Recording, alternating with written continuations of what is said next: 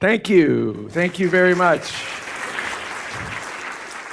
So I am a futurist, and that means I travel all around the world. I give talks about the future, and I write a lot about it. And I'm known as the guy who said we've left the information age and entered the shift age. That's what people know me for, is having coined that phrase, the shift age. And basically, I coined that phrase 11 years ago because I knew that we, humanity, would be entering a time of great transformation and huge shift. And as a futurist, I'm here today to tell you that we are entering a historic convergence of art, design, and technology. Now, I'm often asked, how'd you become a futurist?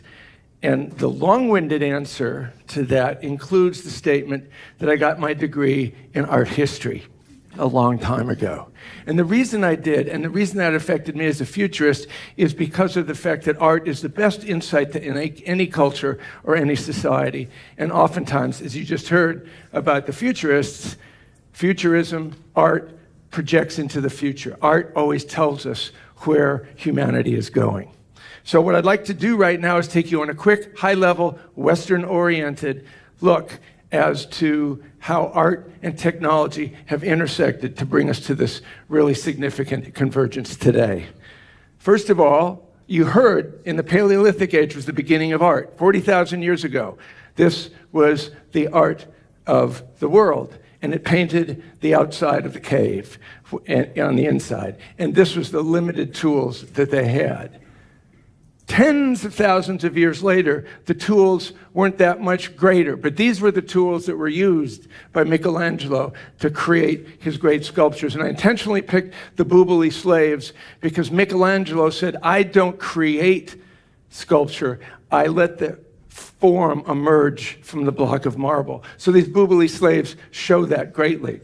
And to think that he created all of this without limited technology is why he's the greatest sculptor in human history.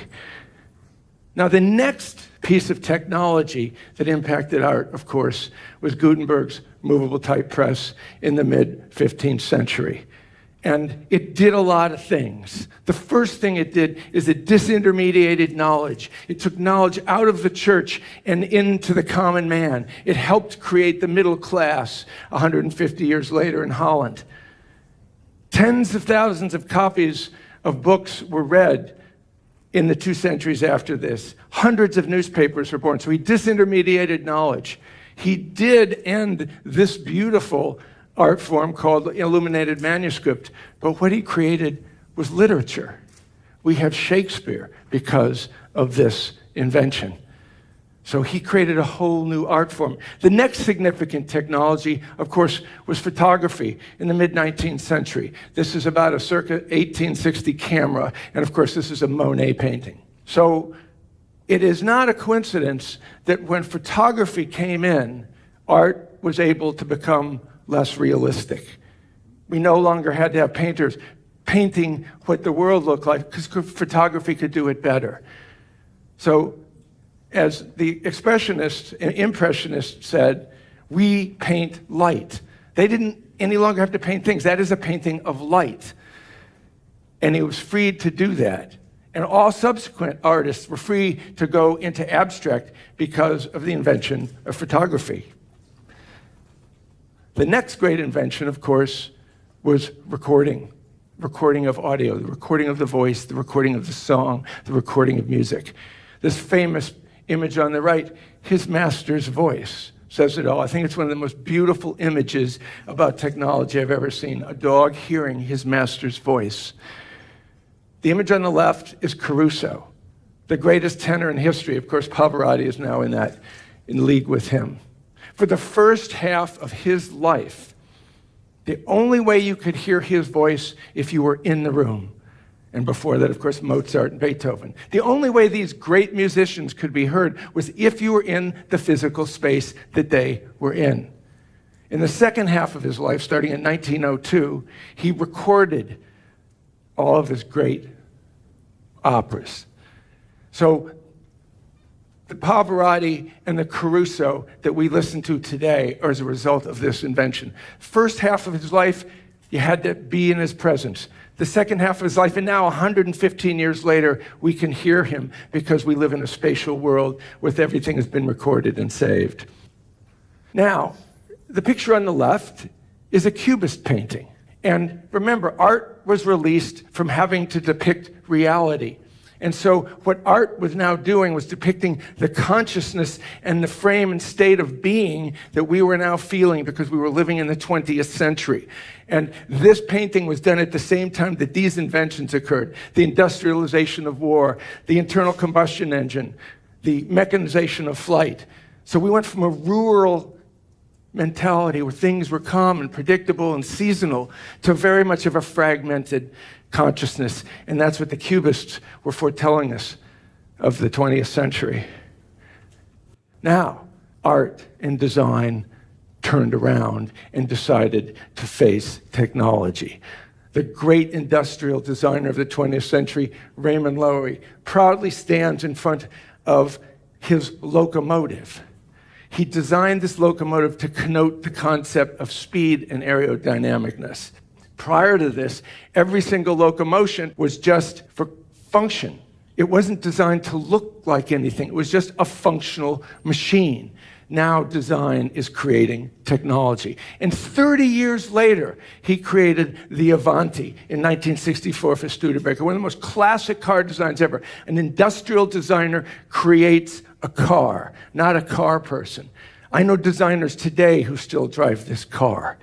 So now we have art and design creating how technology looks. Now you know who this guy is, right? Andy Warhol. 2 images, self-portraits. The significance of Andy Warhol is that he was one of the great futurists of the last century. We live in Andy Warhol's world. He coined the phrase, everybody in the future will be famous for 15 minutes. He coined the phrase, superstar. When he first painted, he painted Campbell's soup cans. And the art establishment was embracing abstract expressionism. That's not art, that's branding. Well, think about what you wear today. Everybody is branded. When I grew up, I didn't wear somebody's brand. I wasn't a walking advertisement. We're all walking advertisements now for brands. Also, what did he paint or silkscreen? Celebrities. Jackie O, Chairman Mao, Marilyn Monroe. So we live in a world of celebrities. This election is a celebrity election. And he also obviously created the selfie, right? So we live in Andy Warhol's world. He was a great futurist. Now, this is a oversimplification. In the 20th century was the left brain century. In the 21st century is the right brain century. Left brain, math, logic. Right brain, design, creativity, intuition. What did we do in the 20th century? It was science. We created the internal combustion engine and institutionalized it into transportation. We had the atom bomb, we had the computer. We paved the planet.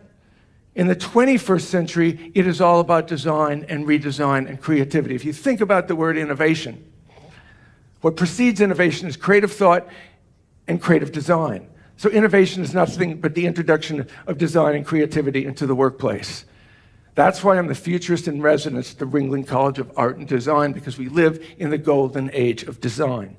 Everything has to be designed or redesigned. I'll talk about that more in a minute. There we go, okay? He is the most influential artist of the 21st century, Banksy. That's how he's known at. Most people don't know his real name. I don't. But what did he do? He took images and created dissonance about the world. A Molotov cocktail thrower throwing a bouquet of flowers. It creates dissonance. But significantly, it is where he does his work. I remember when all of this was trees. So he has taken art out of the museum, out of the galleries, and put it in the place where the commentary is real, and it forces us to face the reality of the place where we live. And where do we live? We live here. This spaceship Earth. Now, art helped me become a futurist, but there are 2 of the greatest futurists of the last 60 years which really shaped my thinking, are Buckminster Fuller and Marshall McLuhan. In the late 60s, our Buckminster Fuller wrote a book, Operating Manual for Spaceship Earth. And he said, we've been given this great spaceship on which to live, and we don't have an operating manual, and we have to develop one. But of course, being left brain 20th century didn't. We kept creating more technology, and we forgot about it. A year after he wrote that book, Marshall Mcluhan said, there are no passengers on Spaceship Earth. We are all crew. Which I thought was a great metaphor for where we live. We're crewing this planet. Now, Fuller, in 1969, said, in several decades, humanity will approach a fork in the road, utopia or oblivion. I think we may already be past that fork in the road towards oblivion. This is the name of my most recent book that I co-authored with Tim Robbins, a planetary ethicist at Ringling. In the 2 years it took to research this book, it became clear to me that climate change is oblivion. That climate change can end civilization by the end of the 21st century. So think about this image. Think about a spaceship. A spaceship always gets resupplied. Who's going to resupply Spaceship Earth? We've got at least 5 generations before we can colonize Mars. So for 5 generations, this is our home. We live on Spaceship Earth. Think about a spaceship. It's got a defined crew and a finite amount of resources. And if you live beyond those resources, you're going to have to abort the mission.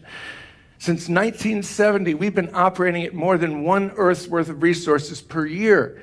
We are at now 1.6 Earth resources per year. And if you live the American way of life, in the world War II, if everybody, we'd have to have 5 planets to sustain this. So we're already in the red zone by 60%. So how do we do this? Well, at the center of climate change and fighting it is design. We have to redesign how we live. We have to redesign a consumer culture from being materialistic to being experiential. We need to redesign education. We need to redesign technology, transportation, energy. So it is the designers of the world that are going to help us. And to do what we've all heard, we've been encouraged to do, be the change you believe in the world. As a futurist, I've co-founded a nonprofit foundation based here in Sarasota called thisspaceshipearth.org. And the reason we have created this is because of one goal only. We want to create crew consciousness on the planet. We want to design a way that we can all live as crew members. And our goal is very simple. There's 7.4 billion of us on the planet. We, thisspaceshipearth.org, wants to recruit 1 billion crew members. So I hope that the few hundred people that are here today will all become crew members and help us redesign the only place we have to live. Thank you.